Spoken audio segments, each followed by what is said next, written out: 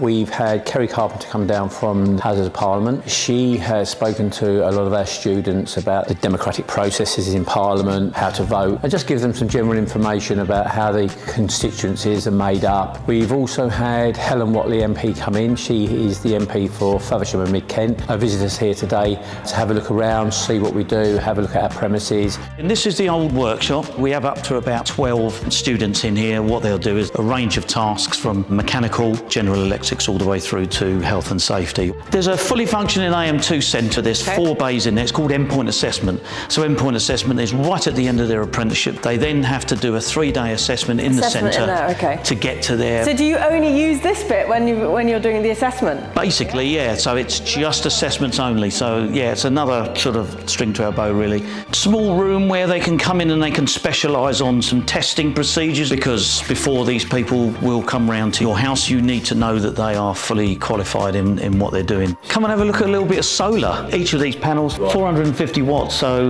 imagine them together. It's quite a bit of energy that you can produce for your home. And then you can store it in a battery system here, so that energy goes in there and basically slows your kilowatt hour meter down. Good for the grid, good for you. As you can see, we don't do any more than 10 to a group over this side, so we keep it rather specialist. You know what it's like when you've got 20, 30 in a group. You know, we just don't do that. The whole ethos when we first opened it was, if we keep the group small, attention to detail, and then you can talk to the person at the back of the room and they'll be included. The apprentices coming through your doors, to what extent are they work-ready thing versus actually you're like having to plug the gaps in basic education? We get a mixture of guys that have come from local FE that have done a level 1. They then want to come onto the accredited apprenticeship, so we get that. We have people that have come onto the commercial aspect, so they've done the unit route, so they might have done level 2, level 3.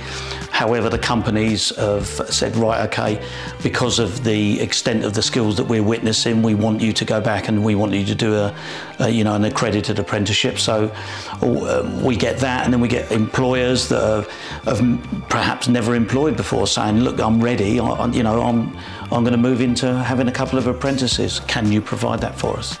When we do the apprenticeship, it's not just about what you're going to do on site. There is that, you've got the technical side of it, you've got the practical side of it, but there's also all the added on stuff as well. Talking about diversity, British values, all those sort of things. Again, so it's a broad education, it's not just the technical education.